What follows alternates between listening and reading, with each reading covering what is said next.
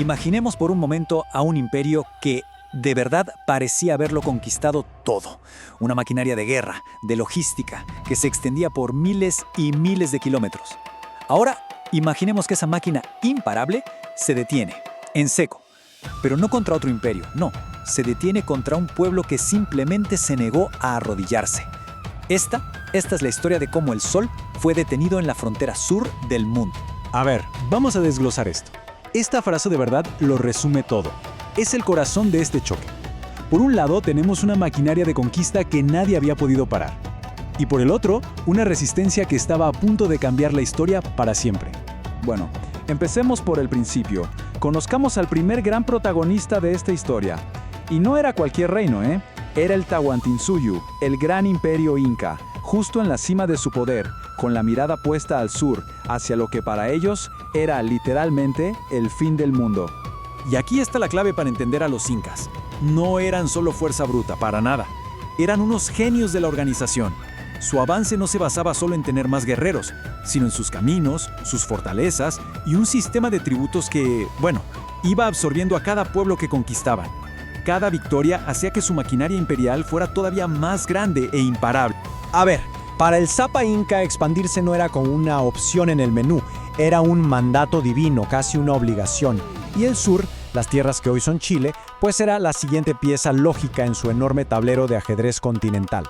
Ellos pensaban que como en todas las demás partes, iban a encontrar reinos a los que someter o pueblos que asimilar sin mucho problema. Pero claro, al sur del río Maule, la historia era otra. Ahí no había un imperio esperando, había algo completamente diferente. Es hora de conocer al pueblo mapuche, nuestro segundo protagonista.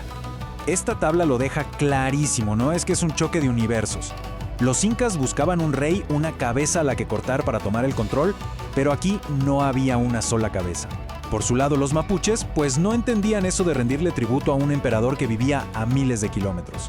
Su lealtad no era un gobierno, era a su tierra, a su gente, y estaban más que dispuestos a defenderla. Entonces, aquí está el punto crucial de su organización. Cuando llegaba una amenaza como el Imperio Inca, las comunidades se juntaban y elegían un líder militar temporal, un toqui. Y esta flexibilidad, esa era su mayor fortaleza. En lugar de tener un solo centro de poder que podía ser destruido, el Imperio Inca se enfrentó a una red de resistencia descentralizada, adaptable y sobre todo increíblemente feroz. Y así, las piezas se acomodan en el tablero. El imperio avanza sin pausa desde el norte y las comunidades mapuches se unen en el sur. El escenario estaba listo. El río Maule, sin saberlo, se iba a convertir en el testigo de una de las batallas más importantes y, paradójicamente, menos conocidas de la historia de América. Pensemos en esa escena por un segundo. Los enviados del gran Zapa Inca, acostumbrados a que los recibieran con ceremonias, con ofrendas, con miedo, se encuentran con la nada. Ningún líder aparece, no hay negociación, solo la calma tensa del bosque y esa sensación de que miles de ojos los están observando.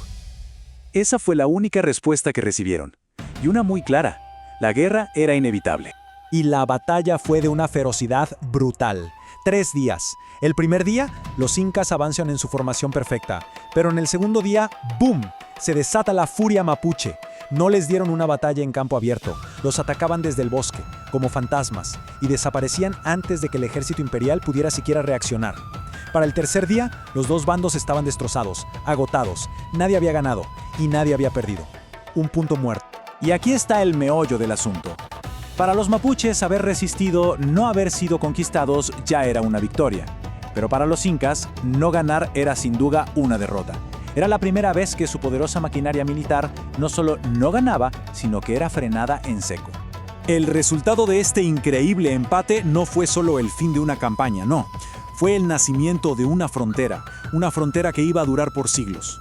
A ver, los incas eran muchas cosas, pero no eran tontos. Eran pragmáticos. Se dieron cuenta de que el costo de conquistar esas tierras, de someter a ese pueblo indomable, era simplemente demasiado alto. Así que decidieron fortificar su lado del río. Y el Maule dejó de ser un simple río para convertirse en el confín del imperio. El fin del mundo conocido para ellos. Y aquí viene lo más alucinante, algo que podemos ver hoy. El famoso camino del Inca, esa red de caminos que era la columna vertebral del imperio, llegaba hasta el Valle Central de Chile y ahí se detenía. Hoy, Una de las calles más importantes de Santiago, la Avenida Independencia, sigue exactamente el trazado de ese antiguo camino. Es un recordatorio físico, en medio de la ciudad moderna, de hasta dónde llegó el sol. Pero el impacto más profundo de la batalla del Maule no se puede medir en kilómetros de camino o en fronteras físicas. No, el verdadero legado se mide en la memoria y en la identidad de todo un pueblo. O sea, para los mapuches, haber detenido al imperio más poderoso del continente se convirtió en su historia fundacional, el relato de resistencia que se contaría de padres a hijos, de generación en generación. Eso fortaleció un espíritu de lucha, de autonomía, que definiría su historia para siempre, incluso cuando llegaron los españoles. Y para que veamos que esto no es algo que se quedó en los libros de historia, que sigue más vivo que nunca, escuchemos esta frase de un comunero mapuche de nuestra época. La resistencia contra los incas no es solo un hecho histórico, es un pilar de la identidad mapuche de hoy. La prueba de que su lucha por la tierra y la autonomía tiene raíces profundas, de más de 500 años. Al final, la historia del Maule nos deja pensando en esto, ¿no? No se trata solo de un choque de ejércitos, se trata del poder increíble de la memoria. Es la historia de cómo un pueblo, sin un estado, sin un rey, pero con una conexión indestructible con su tierra, le demostró al imperio más grande de su tiempo que hay límites que ni siquiera el sol puede cruzar.